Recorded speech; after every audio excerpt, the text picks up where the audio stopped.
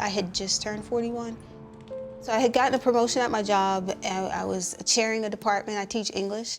That year I got my first solo art exhibit, so I was having a good time. I was kind of at a really good place in my life. And as I was training for what would have been my 7th marathon, I noticed that I wasn't improving.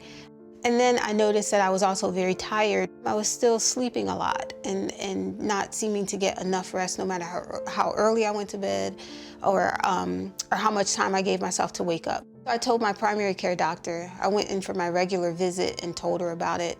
And she said it was probably my lifestyle, but she wanted to test it anyway. Of course, we did not know it was going to be anything this serious, but she did hear me as soon as I said, something's different. And she said, let's find out what it is. And they said, your heart's enlarged. We need to see what's going on with that.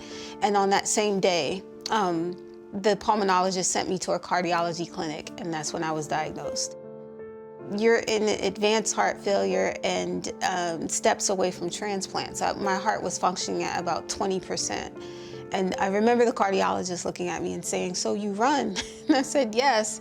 And he said, so you've run recently? And I said, I ran yesterday, but only 10 miles. And he didn't say anything at first, and he said, yeah, I don't want you to do that anymore. When he said heart failure, I remember thinking, heart failure is something that causes people to die, right? Immediately I'm thinking like a death sentence, that can't be me. I think it's important to know that symptoms aren't always loud. If the whisper in your body is not a whisper that you've heard before, you should investigate. And if you're talking to a clinician about it, you should advocate for yourself and require them to investigate. I'm pretty certain that had we not investigated, that I would be telling a very different story or not telling a story at all. My grandmother had passed away from what we called heart problems. And all I ever knew was heart problems. We didn't have a specific diagnosis. We have to be specific and clear about what we're talking about. Jargon is not going to get it, because jargon can also become euphemism, and euphemism often sugarcoats what's going on. Now, I'm looking at the generation beneath me, which is my nieces and nephews, and they're very clear about the specifics of my diagnosis. So it's not just Aunt Darlene has heart disease or Aunt Darlene has a pacemaker. It's this is why she has it. This is what has happened. So I got the pacemaker in June because we realized it wasn't getting better. That it was something that was part of the structure of my heart. And I do still deal with fatigue.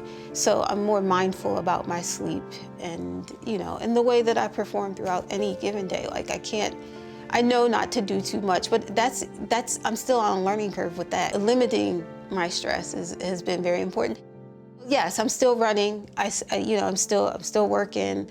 Yeah, I'm still thriving, I think. Interestingly enough, I had kind of learned that thin and healthy was not always thin and healthy. Like, we have to have a broader conversation about wellness in general. So what what you think it looks like may not actually be it, right? And I definitely am a textbook example of what you think it looks like may not be it.